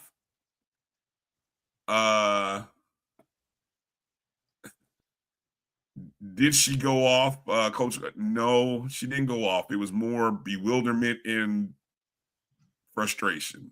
It was that look. And I think part of that, Emmett, was, I don't know why, but Coach had sort of instructed her teammate to throw it that direction towards her point guard, who was backcourt. But again, not having a timeout hurt. But anyway, so that's probably, I think she was more shocked and embarrassed more than anything. But anyway, back to the Alcorn State Jackson State women's game. Alcorn closed out the game on a 16-4 run. Closed the fourth quarter out, outscoring Jackson State 16-4. Got a 49-45 victory to improve to 4-8 overall, 1-0 on the season. Alcorn got 21 points from Kiara Henderson. Got 21 points from Henderson. Nakia Cheatham got 12 points. 12 points as well. I didn't follow the exact totals, but Jackson State down the stretch in the fourth quarter, 2 of 10 from the field, 0 of 6 from the three-point arc. In total, made 18 turnovers in the ball game. While Alcorn State, just a little bit better, 6 of 15 from the field, 2 of 8 from the three-point arc, 2 of 3 at the free throw line, only committed 12 turnovers in total. So Alcorn gets the win to move to 1-0. Bethune gets the win to move to 1-0. Alabama A&M rebounded with a 72-49 victory. Grambling State women rebound, got an 85-60 victory over Prairie View.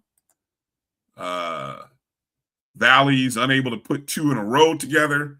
Alabama State handles them 83-50 for their second consecutive win. And Southern with nearly a 20-point victory as well. Any comments, Ja, or let's jump over to the men?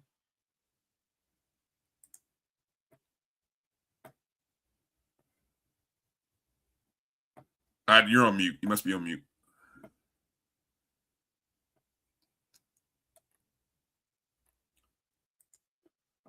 I lost you. Hello? I'm going to wait on you to figure out your audio. Right now, I'm showing you on mute. There you go. Got you now. Okay. I was just going to read off the standings.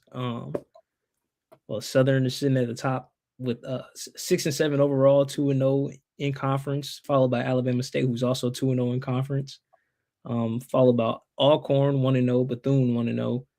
Texas A&M, Alabama A&M, Grambling, and Valley are all 1-1. Then UAPB, Jackson State, Prairie View, and FAMU to round it off. But the only thing I'm noticing, I know they're just now getting the conference play, but everybody's under 500 at the moment, and obviously that's going to change as we get closer to tournament time. Pull up the schedule for the week. Take a peek at the schedule for the week. Any interesting matchups again that come up starting on Thursday for the women and then on Saturday?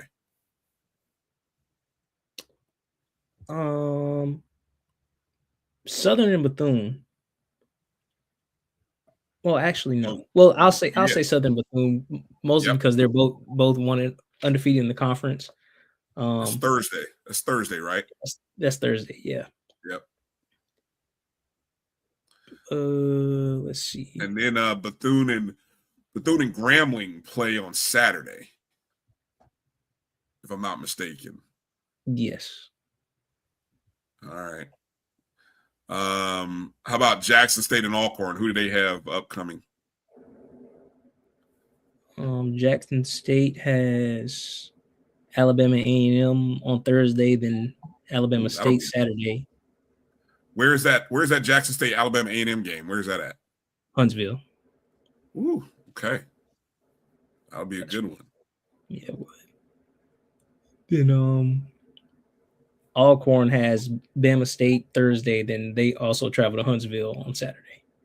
All right, so you got the Alcorn Jackson State pairing going to the Alabama schools. So yeah. All right, jumping over to the men. The men's season opened on Saturday. And then they will play their second game tomorrow on Monday. But you can see some of the scores. Grambling 76-72 over Prairie View. Missed out on a 7.5-point cover for Grambling. Just watch that game. That was brutal. Alabama State with a 20-point win over Mississippi Valley, 89-69. Southern with a good 84-73 victory over Texas Southern. Bit of a surprise. Alabama A&M was about a 1.5-point road favorite, but UAPB with a 95-83 victory. Jackson State get an 89-86 win over Alcorn, and then the battle between former NBA players turned HBCU coaches, Reggie Theus and Charlie Ward. Good ball game. Rattlers come up short. Bethune-Cookman comes up with an 87-83 victory. What's the schedule look like for on Monday? If I'm not mistaken, everyone should be playing except Bethune, Florida A&M, Alcorn, and Jackson State. Yes, I think that's the case. It's Grambling. Texas Southern is going to Grambling. Alabama State is going to Pine Bluff. Prairie View is going to Southern, and A&M is going to Valley. Right. Okay. I think the most interesting matchup will come on Saturday between there's two. A rematch of the SWAC championship last year with Jackson State and Alabama State in Montgomery, and then Grambling State traveling into Bethune, as I think they're both sit right now in the top 3 of the conference. Okay. According to Liv for Hoops, our good friend Liv, Deshaun Ruffin for Jackson State had 31 points and 8 assists in that game for Jackson State. Jaquan Scott of UAPB had 24 points, 8 rebounds. Michael Jacobs of Southern, 27 points and 6 rebounds. And Micah Simpson of Alabama State had 25 and 3. Those are just some of the top performers. Make sure you're following our girl Liv for Hoops at Liv for Hoops, LIVFOR Hoops. She does a great job of keeping everyone updated on what's going on. And then obviously the SWAC going into for the men after they play on Monday, the 8 teams that'll play on Monday, they will pick up and play Saturday. Saturday, you got a full slate of games. Again, the Mississippi schools are traveling to Alabama. The Louisiana and Florida schools are playing each other. Appreciate you, Edwin, for popping that in there. I see that. UAPB traveling to Texas Southern, Valley traveling to Prairie View. And so it'll be kind of easy to follow along through this Thursday through Monday stretch. Many of these games you can find on SWAC TV. So I encourage you, if you're not already a subscriber, to put that in your plans to follow. Let's go over to the MEAC, Ja. Let's take a look at the MEAC here. First off, on the women's side of things, 2 of the bigger matchups occurred with Howard University. Howard's women, one of the top teams, one of the top mid-major women's teams. I think they are highly ranked. I think they're in the top 25 of the mid-major polls. I don't know how high they are. I follow Liv's updates, but Howard's women are definitely an outstanding squad. They got a 68-64 win over South Carolina State on the road. Senior forward Zania Thomas recorded a double-double for Howard in that victory. And then you can see the other game, which was kind of interesting, the defending champs, Norfolk State, under a new coach, got a 68-48 victory, big-time win on the road against North Carolina Central. The Lady Spartans are now 6-10 overall. A couple other MEAC scores. You had Coppin State with a 60-59 victory at Delaware State. Kalia Morris had 26 points and 13 rebounds. Both of those were career high for her in the victory. Coppin State moves to 3-13 overall, and Delaware State falls to 3-13. Maryland Eastern Shore got a 68-61 victory over Morgan State as both teams open up their play. Maryland Eastern Shore led in scoring by Ashanti Lynch with 23 points, 8 rebounds, 3 steals, and an assist. She shot 58% from the field in that contest. So congrats to them. Any updated schedule? What's the schedule look like for these MEAC schools on the women's side? On the the women don't play again until Thursday. You'll have North Carolina Central going to Baltimore to play Morgan State. Maryland Eastern Shore going to Norfolk, Virginia. Delaware State's traveling to Howard, who Howard sits at the top of the women's side, if I'm not mistaken. Then South Carolina State going to Coppin. Then on Saturday, North Carolina Central plays Coppin. Norfolk State plays Delaware State. Howard to Maryland Eastern Shore, and South Carolina State to Morgan. All right. Good stuff. Over on the men's side of things, South Carolina State getting a 1-point victory over Howard University at home. South Carolina State had a 50-20 first half lead and basically got tracked down by Howard, in that second half. But South Carolina State got 24 points from Jaden Johnson in the victory. He was 9 of 15 from the field, 2 of 13 from the arc in 35 minutes of action for Howard. Howard had 3 guys in double figures, led by OC Akoji. Maybe I said that right. Just kind of looking here real quick at the final results to see how that game kind of went down at the end. South Carolina State got a jumper on the buzzer beater. Jaden Johnson gets the win to give South Carolina State the victory there. So congratulations to South Carolina State, Jaden Johnson with the game winner. Nice job. So outstanding performance there in the MEAC. And then also another nail-biting performance came there. North Carolina Central gets a 69-67 victory over the defending MEAC champs. Those games are always classic, man. North Carolina Central and Norfolk State, they play classic games. It's like those games should never be played when students aren't on campus. I don't know what the crowd was like.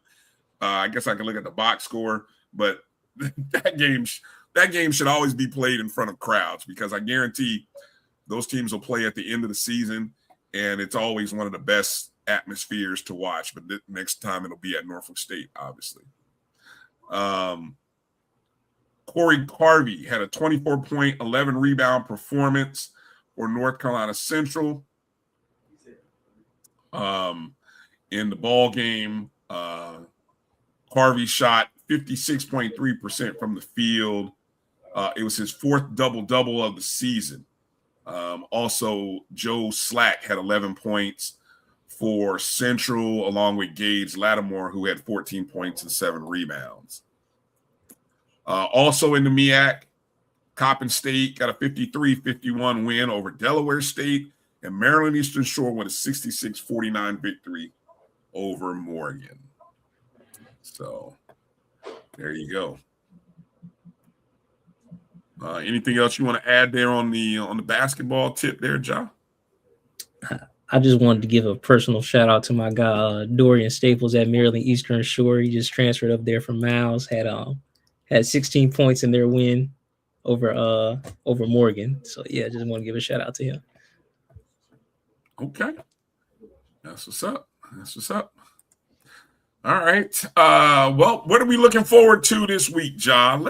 Let's just, as we end the show, we don't want to be here for too long here. It's getting time to close out and get out of here. What is maybe a New Year prediction, or maybe a resolution that you have for yourself as it relates to whether it be HBCU Sports, a particular school, anywhere you want to go with it, Ja? My goal for at least the platforms that I'm a part of is to just continue to spread the HBCU news as much as possible, to continue to get it to a wider array of audiences, and to have people take our brand of sports or our brand of anything more seriously. And then personal goals, I would like to do a series where I travel around to the different schools and give a full breakdown of the facilities that we do have, because a lot of people are under the impression that we are underfunded, but we still make do with what we have, and still a top tier facilities that we have. So I want to showcase that as well. All right. I like that. That's a good idea. That's a good idea. That's a good idea. Sound like a traveling tour. Where are you thinking about you would start? Which way are you going to start?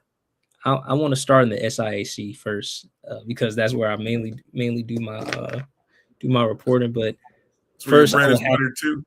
Yeah, I want to. So I do want to. I will probably start in the. I want to start at Albany State because that's where I first. That's where I was introduced to HBCU sports first. So that's where I want to start. Nice. Well, make sure you're following at Just Ja Sports on Instagram. That's where you can find Ja. And for anybody, those of you who saw the year in review, the top plays of 2025, whether you saw it on our social media page or whether you saw it on Dr. Gaville. So Ja was the producer, and I think he was the voice in that as well. But Ja does outstanding work. And so, please make sure to follow and support this young brother because he's the next one.